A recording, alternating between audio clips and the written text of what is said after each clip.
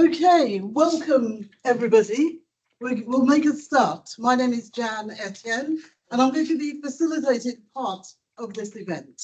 I'm absolutely delighted to be welcoming this particular event, Shadows of Her, the novel. And I'd like you all just to put your hands together to give a round of applause to Nouzha.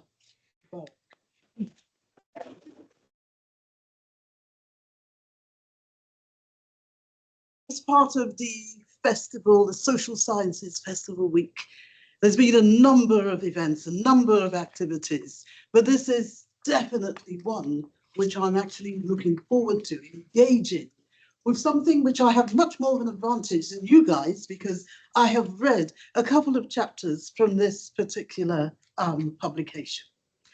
Whilst in introducing Nouzha, it's very important for us to recognize that this student, the BA Psychosocial student, has taken time to think very carefully about the nature of her studies, particularly in relation to the creative part of writing, but also taking into consideration those various psychosocial dynamics, which you will get to hear about.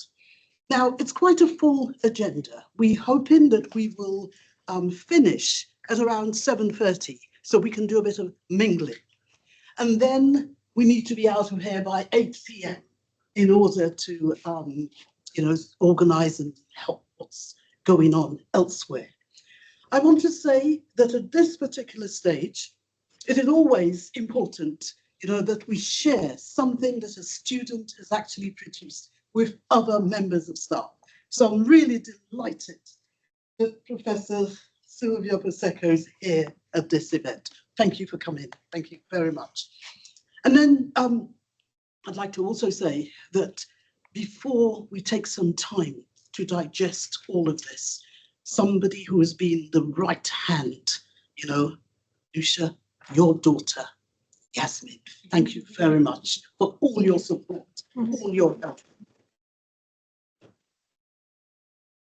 So, as well as this, let's just bear in mind who this individual is. She has written a novel previously.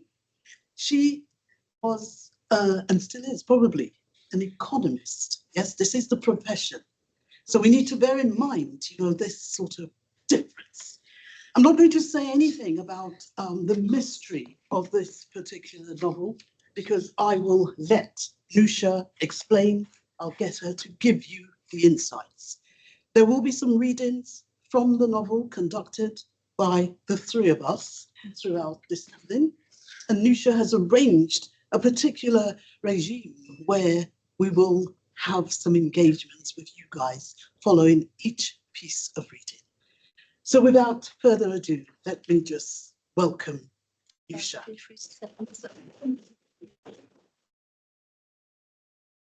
Thank you for coming.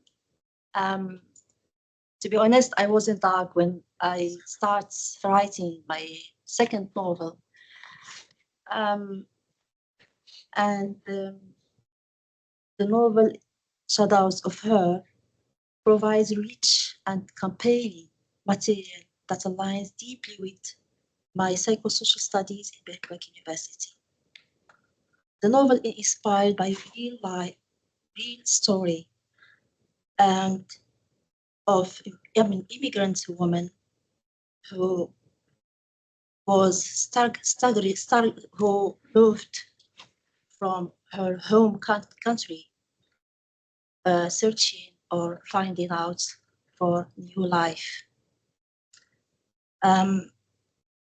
So as I said, Nour's journey is one of resilience and transformation. She faces oppression, not from her environment only, but from the contradictions of the values which she was raised with. Now I'm gonna start reading, Yasmin gonna start reading first some passages from the first chapter. Thank you. So that's the first chapter, part 1, Shadows of Her. She took the letter from her coffer and read out loud. Do you remember the night your baby stopped breathing at the hospital? Something happened, something beyond my control. I received a text from an unknown number threatening my life if I didn't follow their instructions. The woman in number X gave me birth in room number X, gave birth on the same day you were admitted to give birth. You must find out if your son survived. Yours truly, sister. 18 years have elapsed since the moment of childbirth, and yet she has retained the letter that she found beneath her pillow on the last day before leaving the hospital. I feel that Elias is my son. Yes, he is alive, and I love him. But how was I pregnant, and why did they oblige me to be a wife and a mother? Elias came to this world as a result of deception, which may be innate, nor whispered and added. How can I decode this old letter? She felt uneasy in her conscience. She had qualms about everything. She sat by the living room window in a wooden chair, a woolen coat dropped over her knees, gazing at the snowflakes drifting down from the Lamas sky. Behind her hung a painting of a kangaroo, a gift from the fortune teller she had met as a child. The creature's joy clung to its pooch, and the kangaroo stood upright, almost human-like, poised to defend itself, or perhaps prepare for a sudden, calculated leap. Her trembling hand reached for a cup of milky tea, resting on a rough, hewn wooden table crafted from the trees of the forest that bordered her hut. Oh, the pain, the ache of loss, she murmured. I must rest. Loss is not always sorrow. Sometimes it brings reassurance and peace.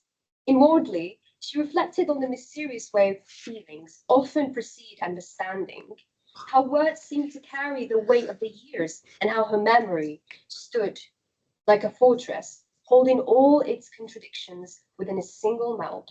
She longed to capture these thoughts in writing, but the words eluded her, slipping away like shadows. Her mind, worn thin by the passage of time, struggled against the rebellion of language. Her heart, although unwilling to forget, had come to terms with the weighty equilibrium of contentment. Yet deep within, she felt the stirrings of an unrelenting need. She reflected on the strange order of emotions, how so often instinct came first and understanding trailed behind. Words failed her more frequently now, though her memory remained sharp. Language seemed to resist her, slipping just out of reach, yet her heart managed to find a fragile balance between the urge to forget and the need to accept.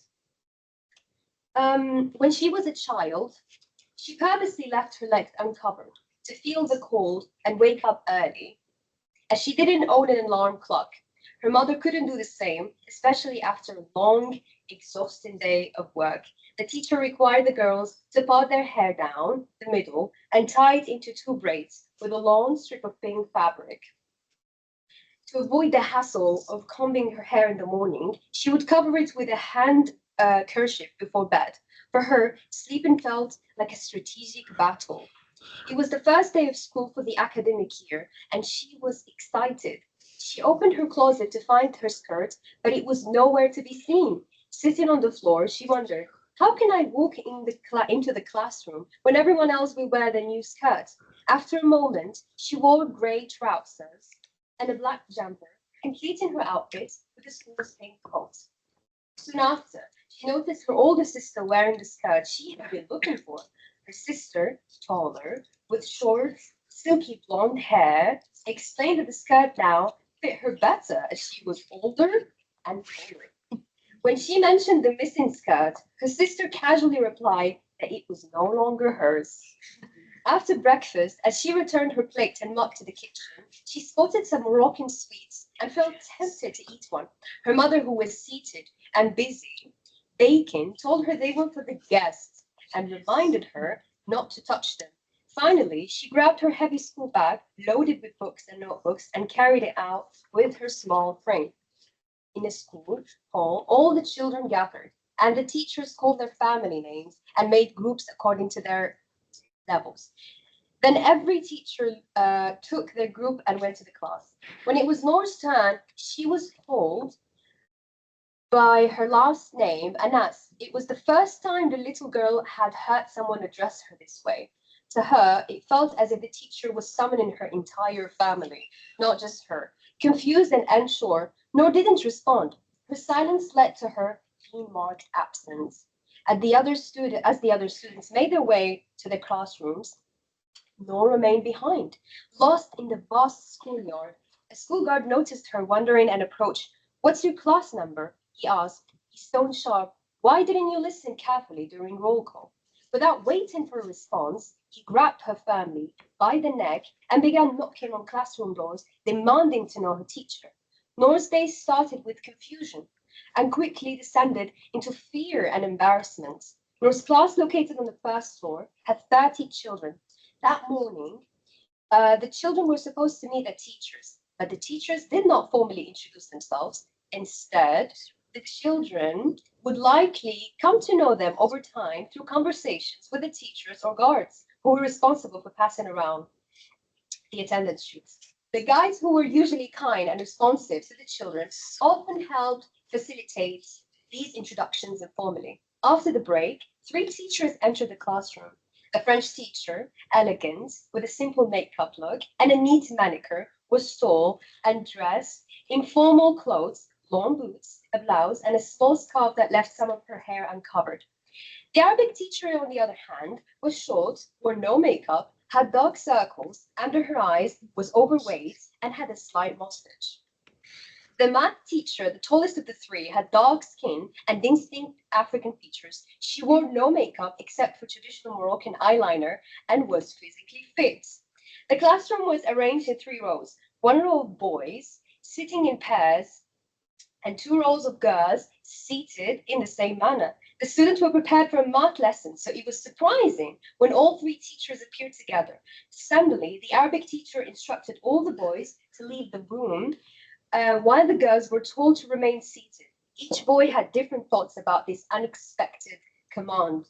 Some feared they were about to be severely punished with a stick in the principal's office.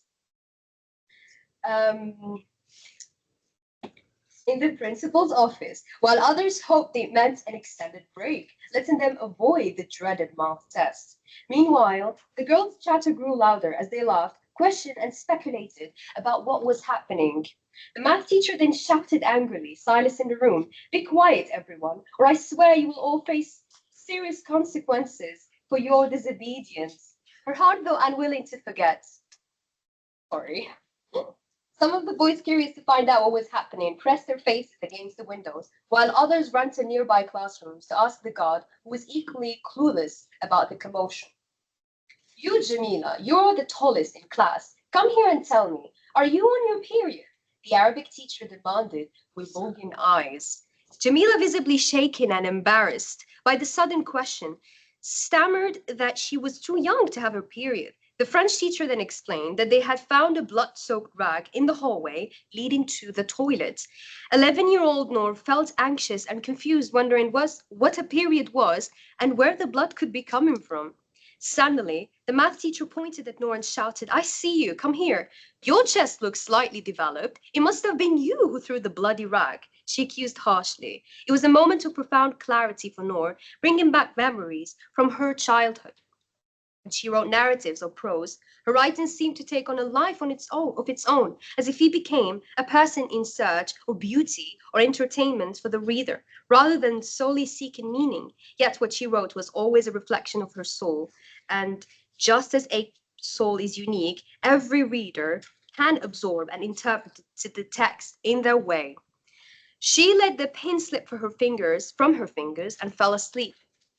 After a long winter's night of sleep, she awoke to the sound of approaching footsteps, steady, deliberate steps from a pair of sturdy shoes, struggling to maintain balance on the icy ground. The footsteps halted outside her door, followed by a series of faint, gentle knocks. With a trembling voice, she called out, "Who is there?" "Is it you, my love?" A response came from a young man with brown hair, sharp features, and the strength of youth. He had now surpassed the age of 18. "It's Ilyas." "I am Ilyas."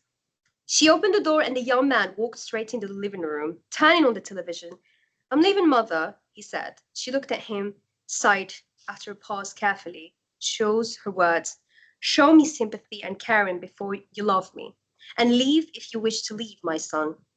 My beloved, must love always be intertwined with pain, ending in tears and disappointments? Nor pondered as she watched her son speak, she asked herself, why does love so often hide cruelty and aggression beneath its surface? Thank you.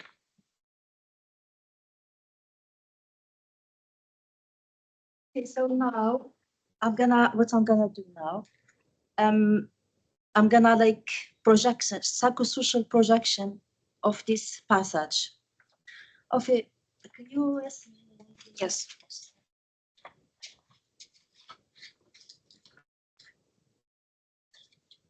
Talk about. Thank you. Okay, in this passage from the chapter 1, it's notable that focus key concepts: biopolitics, surveillance, subjectivation, and the microphysics of power manifests into each section of an anchor analysis in his framework. This narrative offers a powerful lens through which power, as explored in psychosocial studies, can be examined within psychosocial frameworks. Power is not only about hierarchy or domination, it's also about how individuals are shaped by, resist, and internalize social structure, expectations, and discourse. North's story is rich with themes of systemic control, identity, formation, resistance, and internalized oppression, all of which resonate with Foucauldian theories of power, particularly these notions of biopolitics, disciplinary institutions, and subjects formation. Firstly, I'm gonna expand on the first points about power through institutions and authority. Foucault's analysis of institutions as seats where power is exercised through discipline and surveillance. The hospital scene and the mysteriosity letter reflects biopolitical control, where power regulates a life itself, especially reproduction. North childbirth is mediated by opaque institutional forces, evoking Foucault's notions of how modern power administrates life through control over bodies, sexuality, and reproduction. The school environment mirrors the disciplinary society Foucault's outlines in Discipline and Punish, where surveillance and normalization shape individuals from a young age. Being called Anas instead of her given name exemplifies how institutions impose subject positions, erasing individuality to enforce order, public shaming, and being paraded by the guard or clear enactment of disciplinary technique that aim to produce docile bodies, especially female bodies, in line with hegemonic norms. Secondly, about considering gender power and embodiment.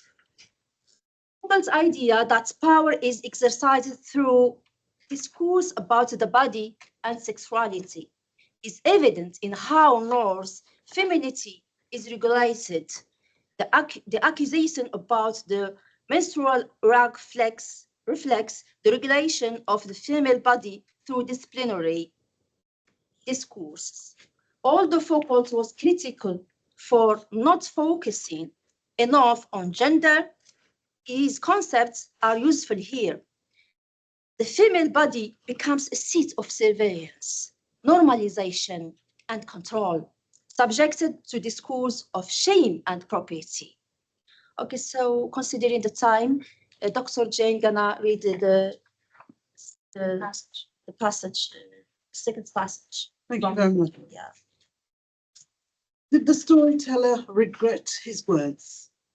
Nor kept convincing herself to endure being with Elias, even as he remained oblivious to the truth. It felt like living in hypocrisy, constantly wearing masks. Elias was trapped in his world, unable to forget his father, and yet unwilling to distance himself from his mother. Still, from time to time, he envisaged himself in a space where the pull of the earth no longer held him. With all its mysteries, Elias longed for the sky, yearning to explore places that reflected his deepest ambitions. Days passed, and beat after beat in this life, sometimes unsettling and other times comforting, nor summons every memory during moments of quiet reflection. The first day at school, the neighbor's child, the university mischief, the protest, the war, and the letter, fear, and the trial, the desert, the mountains, the sea, and the plain. But soon, the noise around her jolts her back to reality, where all those memories converge. And so she continues along the path of life, sometimes lost in her thoughts, and at other times fully present. Nor was all of these at once, standing before the mirror, contemplating her facial features. What was a simulation when her soul materialized, the form of a kangaroo? Upright, on two legs, arms extended as if offering an embrace, calling her back to herself. Who am I, and why am I here? Where is the old fortune teller? Did she ever regret what she gave me? And yet she was right. This is who I am, or rather, who I was always meant to be. I won't disappoint her now. I have become what she saw in the picture she gave me, a kangaroo. The most beautiful thing about the kangaroo is how it carries its child in its pouch, close to its heart. She emerged transformed, with a new appearance and altered nature, yet her essence remained and unchanged. The only difference now being that her soul brimmed with vengeance. Elias was with her, safely nestled in her pouch. She couldn't imagine her journey without him. His whole and complete presence was essential to her.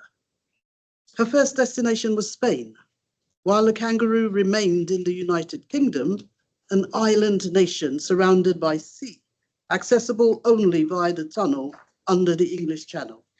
Nour and Elias needed to take a train to France and continue to Spain. She began her journey determined to maintain her true self, steering clear of anything hindering her goal.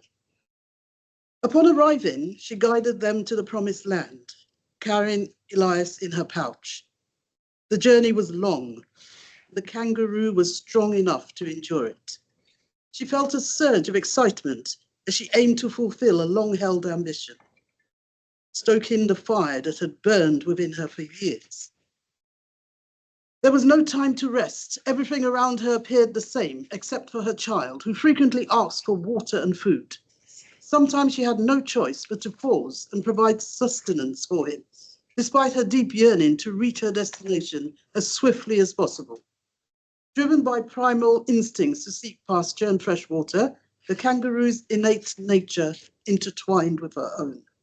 A human determined to protect herself from danger and reclaim a sense of justice. How long could Nour, a human woman and at once a kangaroo, who identified in spirit as a transgender man, yet kept his pouch to protect the child and remain a steadfast companion? How can he sustain this extraordinary bond? A bond shaped by the masculine psyche and the feminine flesh. Nour, carrying the young in her pouch like the kangaroo, was fueled by a fierce desire for revenge, her actions propelled by vivid memories of the harm she had endured. They traversed the landscape under the rain, the sun, the wind, and the fog, sometimes walking, at other times running. When night fell, she took a break, resting beneath a tree surrounded by its leaves and sturdy branches, where they felt safe and secure. Elias thrived in this new way of life, constantly wondering about the path that could fill the void within him. The capacity to be in harmony with nature clashed with a deep-seated desire for revenge, highlighting the contradictions embedded within all living beings. Yet, Nour, embodied in the kangaroo, stood apart from her former self, the hesitant woman who was once filled with fears, dreams, hopes, and a longing for forgiveness.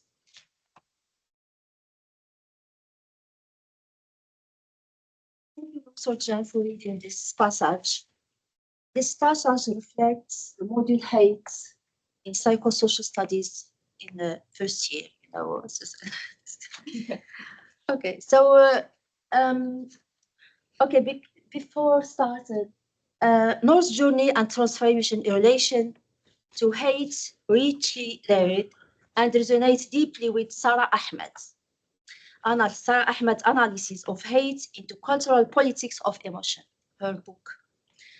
Ahmed's framework helps us understand how hate operates not only as a personal affect, but as a social and political force that attaches itself to bodies, histories, and national imaginaries.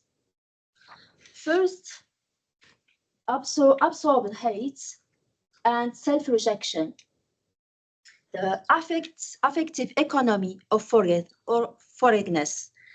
According to Sarah Ahmed, hate is not born within the individual, but circulates between bodies, attaching to those deemed out of place in the national or social body. Nour's confrontation with the mirror, who am I and why am I here, is a moment of affective disorientation. She experiences herself not merely as rejected, but as saturated by rejection. What Ahmed might describe as sticky signs of hate that adhere to bodies as foreign and not conforming. Nour's absorption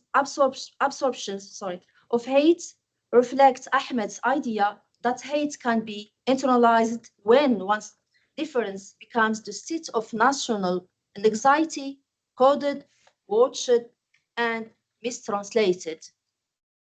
The transformation into a kangaroo can be read as a radical refusal of assimilation. The maternal creature defies the normative categories, embodying Ahmed's idea of how emotions shapes the surface of bodies, how Nour's very skin, language, and care become politicized. Her fractured identity reflects affective economies, how feelings like fear and accumulate and circulates, producing certain bodies and threatening or out of place. Second point is about interpersonal hate, hypocrisy, disconnection, and betrayal. Ahmed speaks of how hate is structured by intimacy and proximity, and that betrayal within intimate relationships can become the seat where social emotions erupt most violently. The husband's betrayal becomes a conduit of systemic abandonment, echoing Ahmed's observation that personal pain is often socially orchestrated. His deception is not isolated, it is the withdrawal of support in a context of broader exile. Nour's absence in performative functionality, wife, mother, immigrant, aligns with Ahmed's notions of affective labor, the emotional work often individualized, sorry for pronunciation, in women, especially racialized and foreign women. Elias' detachment, reenacting the father's betrayal, reveals that interpersonal hate is not spontaneous, but repetitive, his reactive historical and social wounds. For Ahmed, such repetition is the logic of hate, is banned by remaining histories. The third point is about vengeance as reclaimed agency under control. Ahmed writes that hate often justifies violence through a fantasy of protection. However, Nour subverts this logic. Her vengeance is not about destroying the other, but about self-preservation and ethical refusal to disappear. Her vengeance becomes a form of reclaimed hate, not reactive, but productive. Ahmed might call this non-normative emotional labor, where hate becomes a boundary-making emotion, allowing Nour to reset her self-hurt. The kangaroo pouch, holding the autistic child, is a metaphor of both containment and survival. Nour built emotional infrastructure where none was provided. She turns hate inward, not in self-harm, but in reconstitution. The last one is about inherited hate, transgenerational emotion, and the core of displacements. Ahmed would be attend to the genealogy of emotions, how emotions like fear and hate are passed along through histories and colonization, war, and migration. The process, the word, the letter are material residues of affective histories shaping Nour's present. This link directly to Ahmed's claim that emotions have historicity, that they are not only felt in the now, but felt again. Nour's motherhood becomes counter memory, a refusal to reproduce trauma, and critically, she embodies the emotional ethics of inheritance, choosing to interrupt rather than continue to affective violence of exile. Okay, that's it.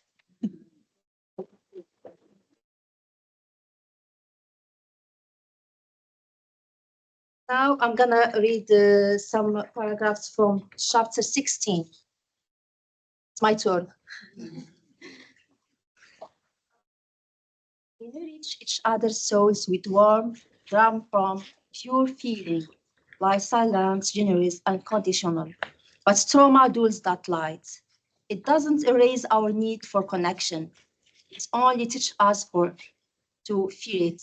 Nor had long stopped expecting surprises.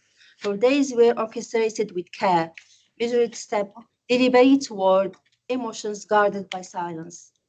That Saturday, she felt a flicker of something different and eagerness to return to work. She didn't wear makeup to hide the scar. Makeup felt dishonest.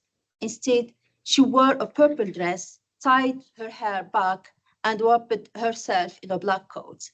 Every detail of her appearance was a quiet statement I will not hide. By afternoon, the cafe buzzed with weekend visitor. She hadn't thought of him. Not really, but something, maybe restlessness, drew her to glance toward the balcony. And then he appeared, late by 30 minutes, alone, the man with the elegant cane. He asked for tea and settled into his usual spot, nor didn't plan to play, but music summoned her hands. 14 minutes in, something broke open. She experienced a deep desire to share, to give, to deny, to empty herself, to realize, and to understand. Somewhere within this stillness, he was there too, receiving, absorbing, protecting, tasting, breathing, listening to his heartbeat, giving and taking, understanding and loving. Mom, it's time to stop the music, Ilyas called. In a minute, my love, her mother said and added, help me with the tables. Ilyas speaks with spontaneity, his thoughts unfiltered, drifting from question to answer and random. After a brief silence, he said, he is here, the man who asked me about music. Should I ask if he wants more? No, my dear, don't. But Ilyas had already gone and asked him, do you like music, sir? Thank you, kind boy. Ask your mother if she likes it. It's too, responded the man with the elegant cane. Flushed, North scolded gently, but it was nearly closing time. Ilyas left early for a party. The cafe empty, except for the man with the cane. He called his companion repeatedly to leave with him, but got no response. Concern etched his face. Thank you for coming, Nor said. It's time to close. It is getting late, the man said. There is a back door. I prefer to leave quietly. Yes, there is, she said, and then she led him. He stumbled on the steps. Glasses fell. In the dim light, she saw, and she was surprised that his eyes were herniated. He had lost their eyes in the world. A moment that tore him from his past and exiled him into a world of sound and sense. There was trauma embedded in his voice, in his careful movements. He hid his blindness gently, taught himself to live as if light still touched his eyes. Then, with a quiet smile, he said, I'm beside the most beautiful woman in the world. I smell your perfume. I hear your voice. I feel your music.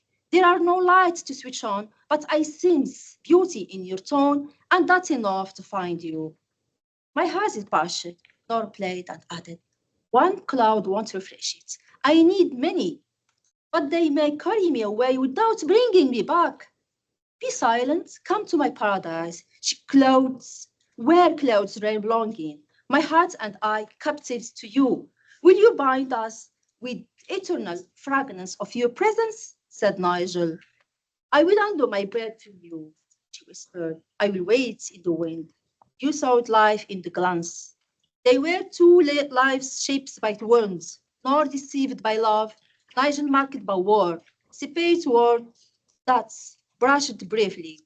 Their words were like mountain rivers, quiet, pure, persistent. Their souls, for a moment, met between silence and music. He was her refuge. She was his home. That's it, Nor said. It's too early to close. With pleasure, my lady, Nigel said. Before leaving, he promised to return every Wednesday and Saturday. Nor smiled, but when his cane faded into the distance, she stood alone again. A strange stillness rose in her chest, yearning laden with fear, nor could it trust her heart to fully feel what stirred inside. She had lived too long exposed to illusion, promises that vanished, comforts that turned to betrayal. Even now, beneath the echo of music and tenderness, a quiet voice asked, what if this disappears as well? Still, she didn't turn away. She remained somewhere between belief and caution. A woman learning slowly how to listen again. Thank you.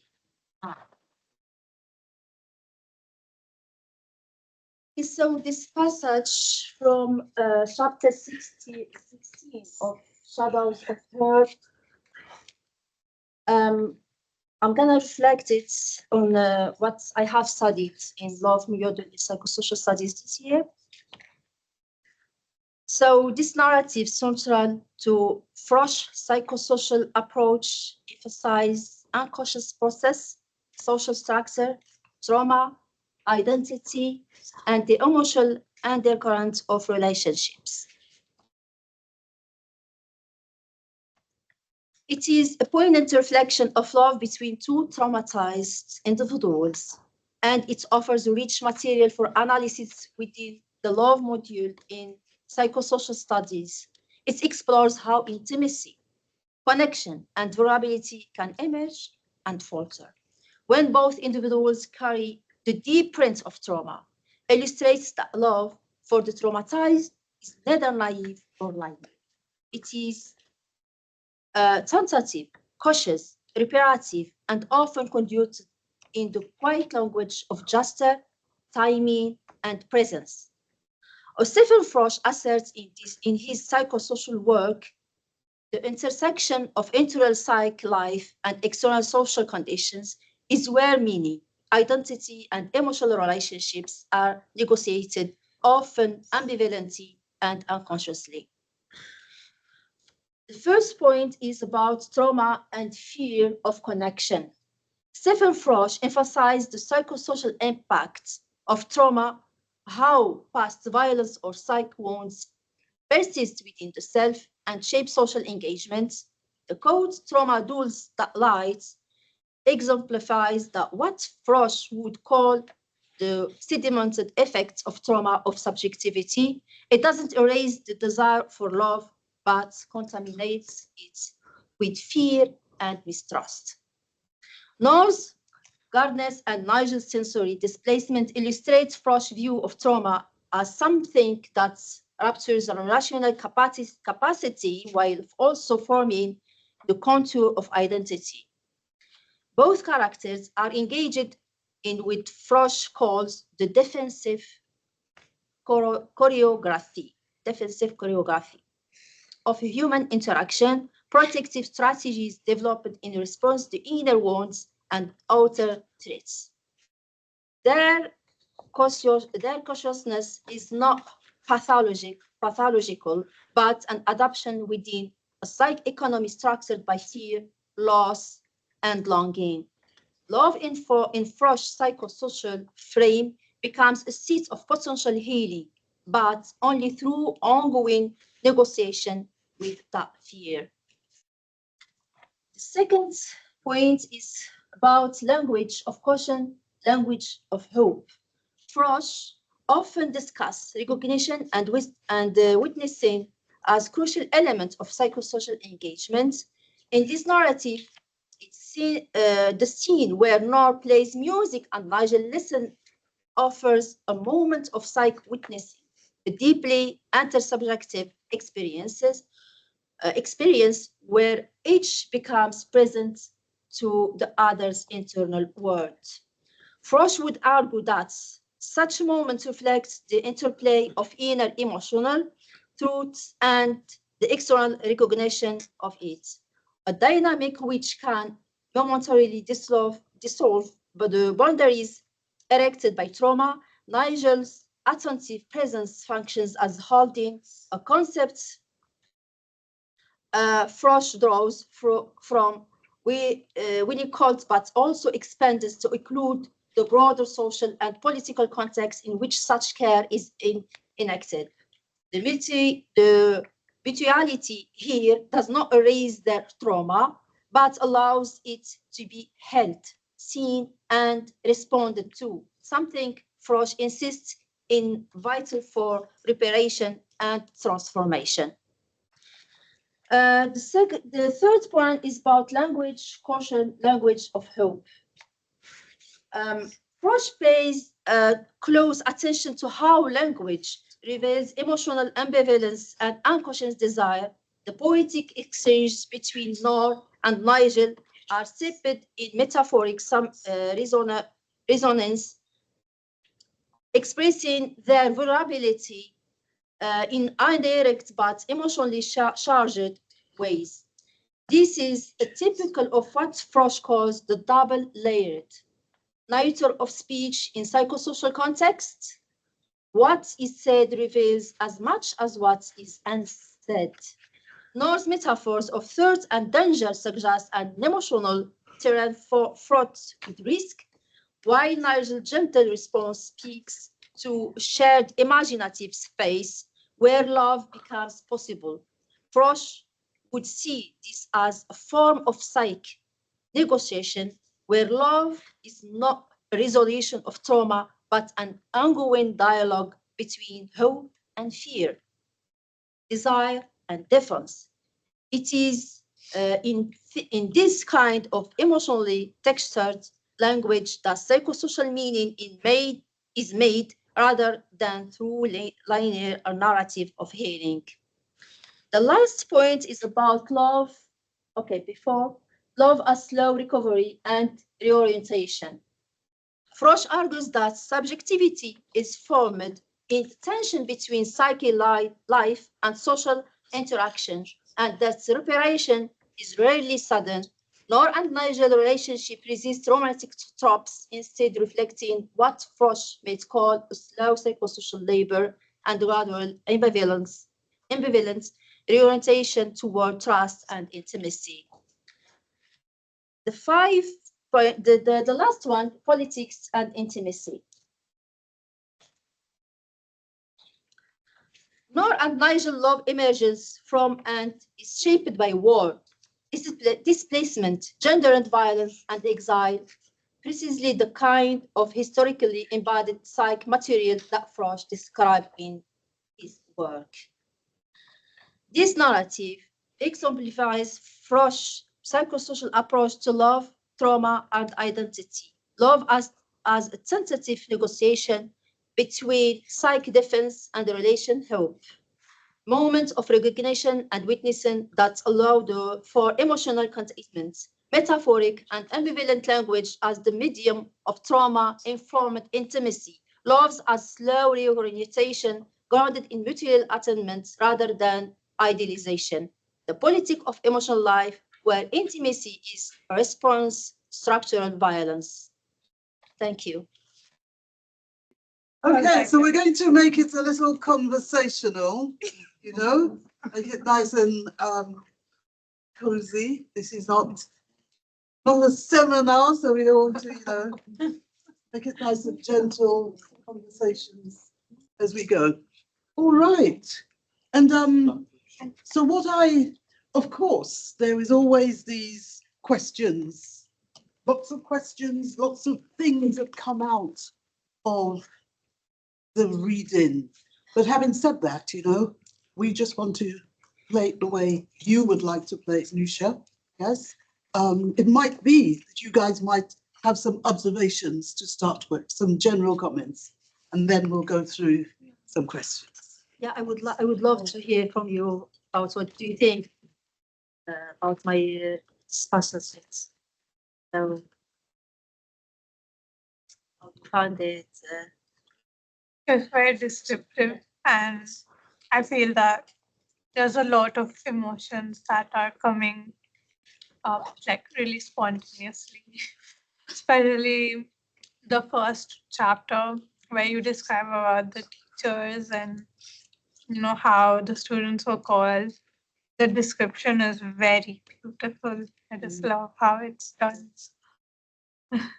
Yes, yes. Yeah, sorry I came late, but what I could get from what you were saying was that there is this particular poetic character to the description of love that I like. So, because your description, when I came in, your description of love and how you were linking it with that particular story of how you linked it from the beginning of trauma, how you linked it, how it came down, I was like, there's this particular poetic character to that story that sometimes it requires the writer to explain to you for you to understand what the writer actually means by that concept of love. So, and I think it's something that is commendable.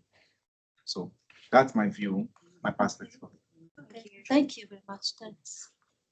Yeah, Suzanne. Feedback. Oh my God. I'm just thinking about the kangaroo. It just stayed with me. I think I love that metaphor of the kangaroo and the protection in the pouch and how you describe that. That was beautiful.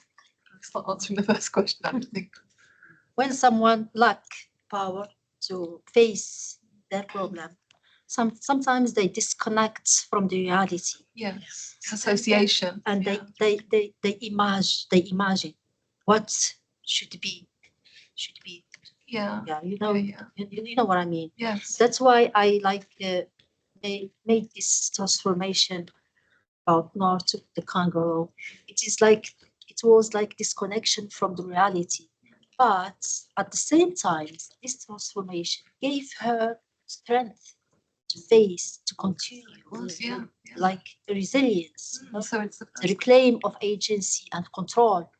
You know what I mean? Because sometimes individuals need like moments of time to isolate itself from people, from surrounding, from reality, from everything. A moment when someone of human being, like exposed to trauma. They need some, like, if I can set peace, some moments of peace to reflect, and then restart again and things in life. Because there's a different connection from the body as well and the mind. Yes. So, yeah. Amazing. Thank you. So before we ask another question, I'm mindful that we have somebody online. Shobi, can you hear us? Shobi, can you hear us? Unmute yourself. Okay, we'll come back to her. All right. Over to you. Somebody else in the room. Yeah, anybody else? Yes, sure. You can ask. Yeah. Yeah, I just like the subject. Actually, I can also relate to it because I'm also from Yemen, so Yes. I kind of like experience kind of the journey or same of it. It's very deep and powerful subjects. Thank you. So I want to thank you for that first. But at the same time, it's I would say when you experience like I always describe it as like there is a physical and mental war through the journeys. You know, when you get physically seeing things as well, when you see nowadays as well in Palestine or all this, it shows like how powerful people can be as well through these experiences. So I think if you live in a very peaceful environment, you could also have a mental problems and also I think, not only sorry to answer, I think this point is illustrated by Nigel trauma. When I described Nigel has lost their eyes in the world, how was living when he was exposed to this like experience. I think there is like a mixture between of many types of trauma, war, betrayal, migration. I think migration also is a kind of trauma, I think, somewhere, some points. Yeah. Okay, Shaf, would like to ask? Yeah, so I found myself wondering, amongst all the other animals, why did you choose it? Why did you choose a kangaroo particularly? Yes, good question. Thank you for asking this question. Okay, I have chosen kangaroo as because Noor, as a mother, she's carrying her son, which has autism, all the time with her. And kangaroo as well has approach to carry her son. I see. And she would like to be a kangaroo, strength to like reclaim power and protects herself, and at the same time protects her son. You know, and that's why I've chosen kangaroo as an example to illustrate the Noor character. So the kangaroo as an animal symbolizes strength and care. And care as well. I see. Yeah. That's interesting. I think it can symbolize, I mean, it's just my thing. I think it can symbolize as you portrayed, vengeance as well. And Because aggression. yeah, that's because he reclaim agency and power and control. That's why. So maybe she, maybe she But vengeance here is this thing is like protection, to protect yourself, not to like hurt the people. So, through all that, are you in a better place? It's a good question. Oh my God. Yeah. Just now I am here. Yes. Yeah, with Yeah. you. Yes. Yeah, of course. Of course, yes. I'm so happy with you. Yeah, Yeah. it's a big question actually. Yeah, thank you for asking. So, like how much, like, I don't know why I felt that it was, like this book is kind of a reflection of your own journey. So, Okay, yeah, this book is like, I gathered a lot of experiences for many women, immigrant women. And also, I have experience with autistic people, Oh, wow. how they feel, how they parents feel, and how they deal with trauma, how they deal with such conditions, mental health. So yeah, and also I inspired from my community, my background, my thoughts, from what the values which I raised with. So there is combination between Oh, my journey as well, something from my journey. that's, yeah. Because the feelings are so, like clearly and so deep. I hope It's it's gonna reach the depth of you. So I thought that maybe there would be a lot about you. Maybe. Yes. All right. To find Suzanne, out. before you come Okay, in, no problem. I was just going to say, where can you buy it? go on. Oh, where can you Yes. buy it? That's a quick question. Yeah. Maybe after when you've finished. Yeah, when Yeah. we're finished, yeah. Yeah. Okay. Sylvia, you had a question. Sylvia. I could ask a question. I mean, first of all, so many congratulations for the publication of the book and for the wonderful presentation tonight. Spoken by different voices, it really was very effective and really, really brilliant. I just wanted to ask you a question about your process, because it seems to me that you are both working as a creative writer, but you're also today embodying the position of the critic. So drawing on theory in order to think about your creative work. Very few people know how to do that. You're absolutely brilliant. So some of us can only be critic. We don't have a kind of a creative dimension. So I just wonder whether you can tell us about the process and how you navigate these different positions, because it is really a gift to be able to do all Thank of you very that. much. Thank you, Doctor, for coming first. Thank you for your support. Yeah, something we can't learn everything like academically. Something we learn from our journey in the whole our life. So, and I think because, and also the migration provide me a lot of or teach me how to think. Migration is like school, it's big school. I believe if someone doesn't like experience migration, he lack a lot of things, because and displacement as well, and trauma as well. All of this thing teach us and learn us how to deal with this life and how to critique, as you said, and how to reflect and how to face, how to restart. Yeah, so it's from the experiences of life, from what I have watched people stories as well. Also, this course, Psychosocial Studies, helped me a lot to critique and to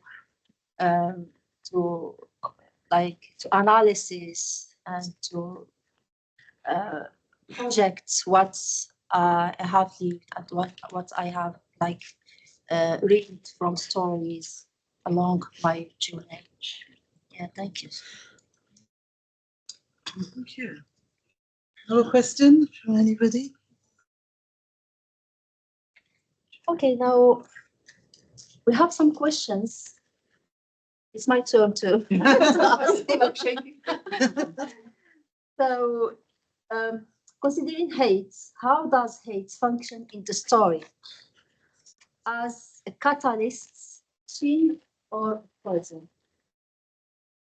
This is for psychosocial studies students. There's only one. And you too, Sharaf, you can. Yeah. Go ahead, yeah. To be honest, I think it functions as all three, because the hate she experienced shielded her from certain things, but also poisoned her from within. But well, as far as I know, because I didn't read the entire story, that's my answer. So it acts as all three. Okay, thank you. Yeah. Okay, the second question is about power. Can resilience protect us against oppression and emotional abuse? Can resilience do that? Do you think? So,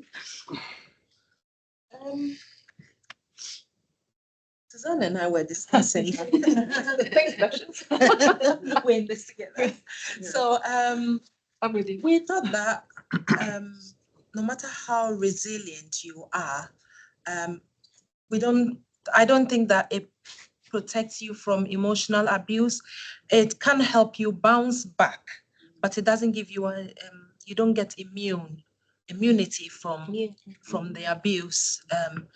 I mean, I'm thinking that when I read the book, I'm probably gonna relate with a lot of the themes, but I'm thinking about as an immigrant, for example, no matter how resilient you are, you know, moving from one place to another, no matter how resilient you are, nothing prepares you for what you're going to face.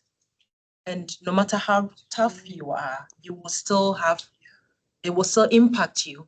Resilience might help you, come back, bounce back, but you will definitely feel something. thank you. Okay, so considering love as a module in psychosocial studies, can love coexist with brokenness, or must one be called to fully give or receive it?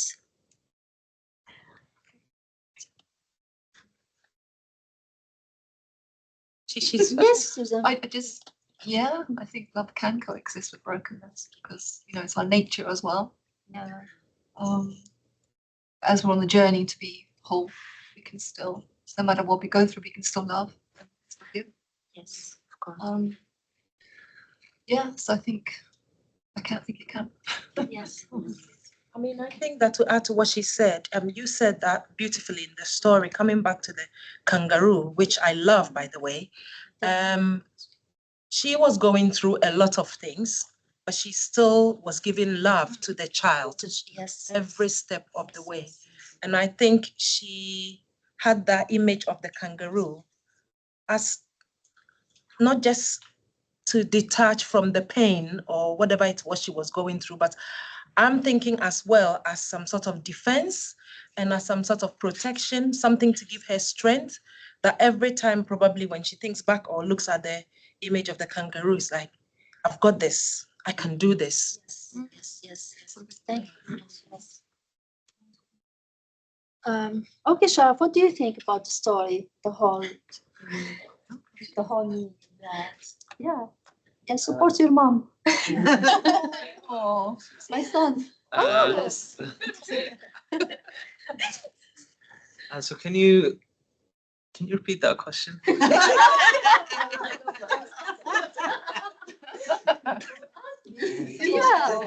No, can you repeat your question? Okay. So can you say like? Define. I think cannot coexist. That's the question. Okay, it's great. I'm gonna go ahead and say yes, but it depends. It really does, because sometimes one must receive love to give it, and sometimes he just can give it without actually having it. So I'm just gonna go ahead and say it depends. It depends on the person. I think. Can I say what I think? Yes. I think for me, one must learn how to love themselves first and heal first, and then so they can be able to love the other person or whoever you're with. Yeah. I don't think you can love anyone if you don't really love yourself first. I know that sounds a bit basic or on the surface. But for me, I would not be able to. I just can't see anyone loving somebody else without actually being healed first, especially if they were exposed to trauma, and you know,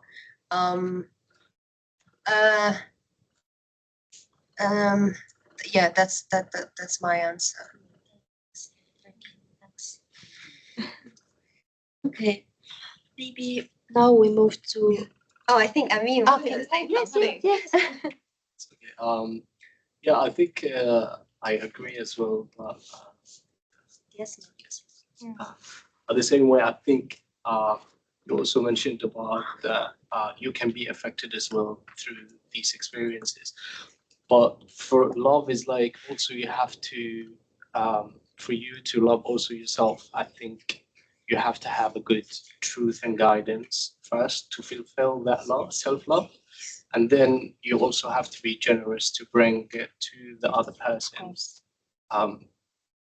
We have an Arabic saying, it says, تدري من الكريم ابن الكريم الذي يعطي الحاجة وهو محتاجها, which means if you want to know the most generous person is who give this something while he really needs to it.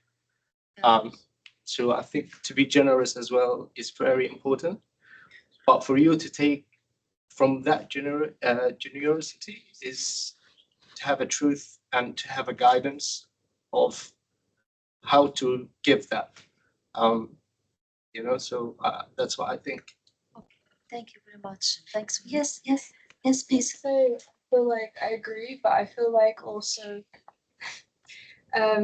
healing is a journey, and I think that as you get to know someone like for a long period of time, you're eventually going to see their flaws as well, and the person, like the beautiful kind of image that you have that's like of this person with all these like strengths, you're also going to come to know their weaknesses, especially I can imagine from like a child to a parent, someone who's like spent a long time with each other. And I feel like love can like exist kind of even with not completely agreeing or seeing someone else's weaknesses too. So I think it's like a balance of both. Thank you.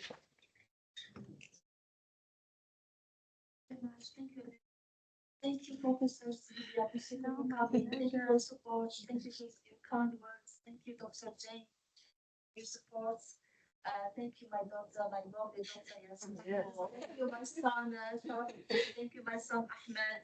Thank you, you two, also coming. Thank you, success. Thank you, you two. Thank you. And promise me to buy it when it's going to be. This is the important point. I think what we'll do, we'll make sure we keep in touch so that as soon as it's out there, hot off the press, you guys will be the first. Yeah. Okay? Yeah, Make sure you got put, your email if you want. put your email addresses. Don't So escape. thank you for your participation. Thank you for attending and congratulations. Thank you. Thank you very much. Thank you.